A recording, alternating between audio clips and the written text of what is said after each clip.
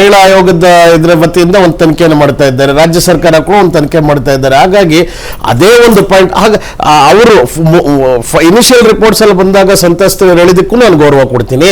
ಅದೇ ರೀತಿ ಗೌರವನ ಆಮೇಲೆ ಏನ್ ಕೆಲವು ಸಂತ್ರಸ್ತರು ಬಂದು ಯಾವ ರೀತಿ ನಮ್ಮನ್ನ ಪ್ರವೋಕ್ ಮಾಡಿದ್ರು, ಯಾವ ರೀತಿ ಇಂಥದ್ದೇ ಹೇಳಿಕೆ ಕೊಡಕ್ಕೆ ನಮ್ಗೊಂದು ಬಲವಂತವನ್ನು ಮಾಡಿದ್ರು ಅನ್ನೋದನ್ನು ಕೂಡ ಅದಕ್ಕೆ ಕೂಡ ನಾವು ಅಷ್ಟೇ ಒಂದು ಪ್ರಾಮುಖ್ಯತೆ. But anybody who would have ruled a state for 13 years would certainly have kind of anti-incumbency ಅನ್ನೋದನ್ನ ನಾವು ನೋಡಬೇಕಾಗುತ್ತೆ.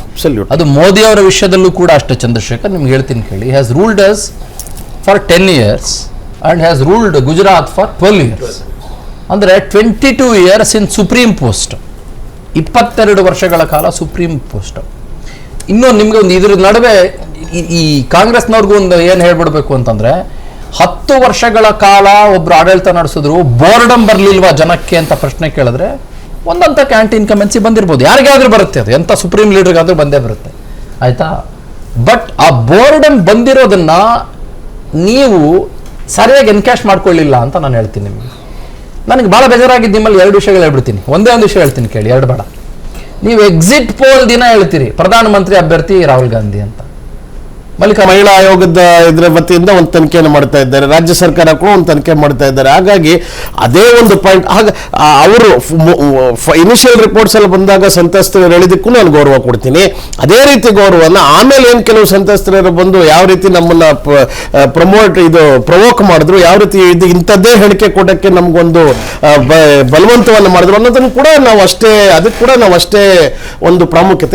But anybody who would have ruled a state for 13 years would certainly have kind of anti-incumbency ಅನ್ನೋದನ್ನ ನಾವು ನೋಡಬೇಕಾಗುತ್ತೆ.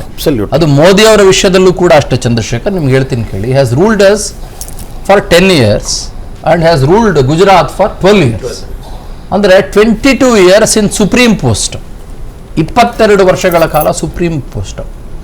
ಇನ್ನು ನಿಮ್ಗೆ ಒಂದು ಇದ್ರ ನಡುವೆ ಈ ಕಾಂಗ್ರೆಸ್ನವ್ರಿಗೂ ಒಂದು ಏನು ಹೇಳ್ಬಿಡ್ಬೇಕು ಅಂತಂದ್ರೆ, 10 ವರ್ಷಗಳ ಕಾಲ ಒಬ್ರು ಆಡಳಿತ ನಡೆಸಿದ್ರು, ಬೋರ್ಡಮ್ ಬರ್ಲಿಲ್ವಾ ಜನಕ್ಕೆ ಅಂತ ಪ್ರಶ್ನೆ ಕೇಳಿದ್ರೆ ಒಂದಂತ ಕ್ಯಾಂಟಿ ಇನ್ಕಮೆನ್ಸಿ ಬಂದಿರ್ಬೋದು, ಯಾರಿಗಾದ್ರೂ ಬರುತ್ತೆ, ಅದು ಎಂತ ಸುಪ್ರೀಂ ಲೀಡರ್ಗಾದ್ರೂ ಬಂದೇ ಬರುತ್ತೆ, ಆಯ್ತಾ.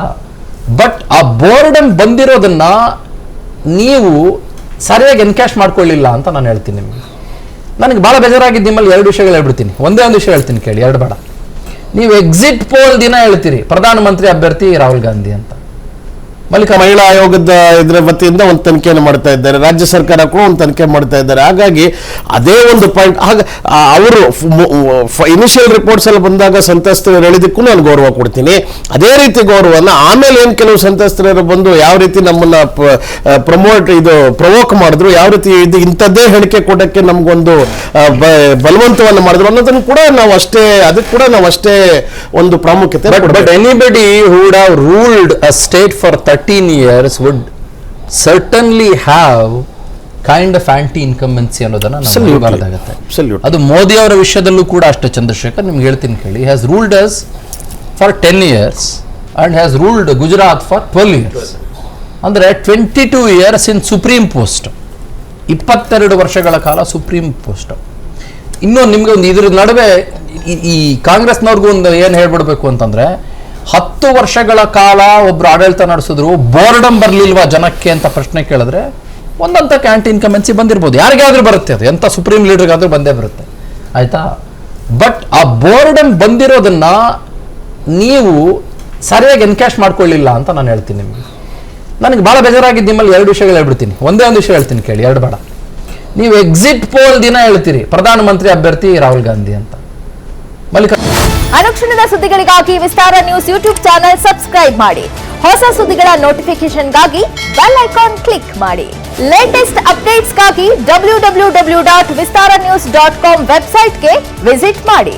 ಅಂಗೈಯಲ್ಲೇ ಜಗತ್ತಿನ ಸುದ್ದಿ ತಿಳಿಯಲು ವಿಸ್ತಾರ ನ್ಯೂಸ್ ಕನ್ನಡ ಆಪ್ ಡೌನ್ಲೋಡ್ ಮಾಡಿ.